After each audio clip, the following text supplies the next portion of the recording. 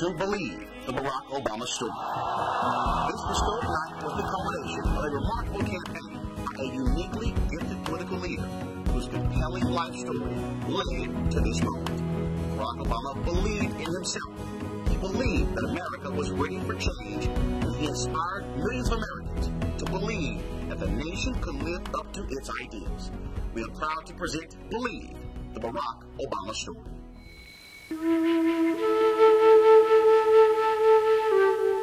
The story of Barack Obama has many destinations along the way to the White House, but it all begins in Hawaii, 2,000 miles from the mainland, the 50th and last state to join the United States of America. I was raised in a number of different places. Hawaii was one place, which is where my parents were. And my father was from Kenya, my mother was from Kansas. They met at the University of Hawaii where they were both studying. His father left soon after his birth for the mainland to go to school, to continue his studies. And at that point, it became clear that Ann would not accompany him. She and Barack Jr. would stay behind. He was a calm child, always had a smile on his face, playful and joyful. When Barack Obama Jr. was 6 years old, his mother married another foreign student, Lolo Sotomo, who moved the family to his homeland of Indonesia, where Obama's sister Maya was born. After 3.5 years, Obama's mother decided to send him back to Hawaii for a better education opportunity at an elite prep academy. I remember Barry just being so proud. Even in 5th and 6th grade, you could tell that he was a special person. After college graduation, Barack Obama headed to Chicago to become a community organizer, saying he wanted to organize folks at the grassroots for change. As director of the Developing Communities Project, Obama worked in low-income areas in the heart of Chicago's South Side. The African-American community in Chicago is a wonderful community. There's a very strong tradition of a black business community that is vibrant and working hard, and they've been extraordinarily helpful to me. It was a wonderful opportunity for me. I had a great education working with church groups and block clubs and unions and trying to rebuild communities that have been devastated by steel plants closing. We set up job training programs and after-school programs for youth. And but what I really like is just working with the community. It's something that I've enjoyed and something I've been doing for my entire life now. Be strong and have courage in the face of injustice. Be strong and have courage in the face of prejudice and hatred. Barack Obama entered the prestigious Harvard Law School in 1988. In his second year, he received national media attention by becoming the first African-American president of the Harvard Law Review. If anything else, Senator Obama represents that you don't have to wait for your greatness. If you're great, the rest of the world will recognize it if you present yourself in an honest, open way. Clearly, Barack's ascendancy represents that if you follow your heart, your passion, your intuition, and you still operate on a level of excellence that's unparalleled, anything can happen. Harvard in the late 80s and early 90s was ideologically polarized. What was interesting about Barack Obama was that he just seemed to transcend all of that. He represented someone who had enormous ability, enormous talent, but yet was still down to earth. When he got back from Chicago, Barack Obama met the future love of his life, a Southside Chicago native, Michelle Robinson. She was his mentor at a corporate law firm where he worked as a summer associate during law school. In October of 1992, Barack and Michelle were wed by Reverend Jeremiah Wright at the Trinity United Church of Christ. His daughter Malia was born in 1998, and Sasha was born in 2001. When I connected with Barack and realized I could marry this man, it was because I saw the same thing in his upbringing that I saw in mine. And I got married to a person that I respected, and we worked hard to raise a good family and teach them good values. And we've built our lives around service and giving back and foregoing big salaries and staying connected to a community. After convincing his family and friends and assembling a first-rate campaign team, Barack Obama announced he was running in the 2004 election for U.S. Senator from Illinois. I found out, through the press that Barack had decided to run against me.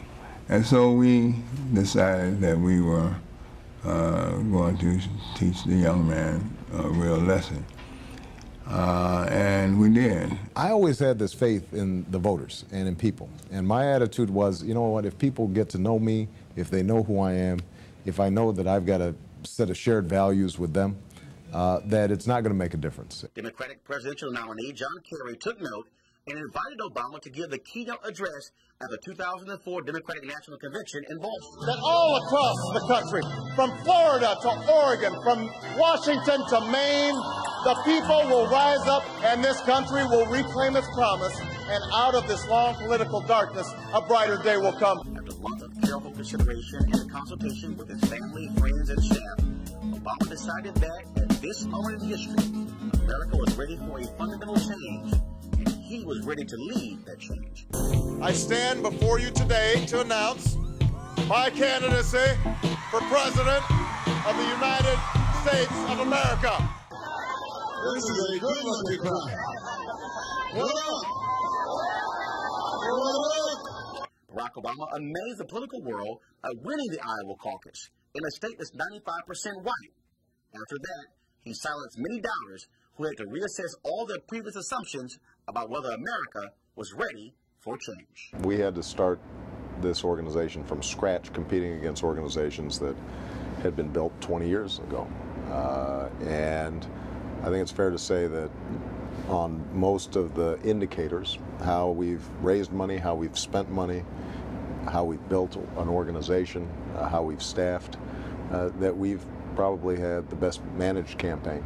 And one of the things I give Barack real credit for was during the toughest of times when it didn't look like we were maybe going to win, we were falling behind in the polls, Barack helped us stay the course and made all of us believe that the strategy they'd put in place was the right one. And it is that promise that 45 years ago today brought Americans from every corner of this land to stand together on a mall in Washington before Lincoln's memorial and hear a young preacher from Georgia speak of his dream.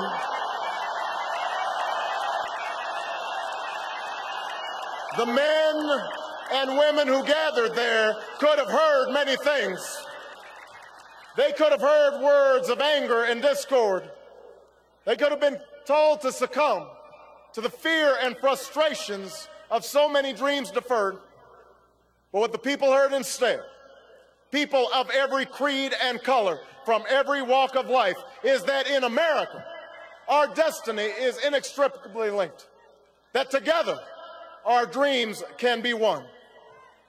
During the course of his historic presidential campaign, the nation has watched Barack Obama and come to know him as a person, a candidate, and now as President of the United States. Now people all over this nation and the world believe in the inspiration of this truly American story.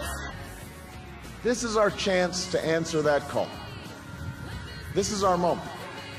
This is our time to put our people back to work and open doors of opportunity for our kids, to restore prosperity and promote the cause of peace, to reclaim the American dream and reaffirm that fundamental truth that out of many we are one, that while we breathe, we hope, and where we are met with cynicism and doubt and those who tell us that we can't, we will respond with that timeless creed that sums up the spirit of a people. Yes, we can. Thank you. God bless you, and may God bless the United States of America.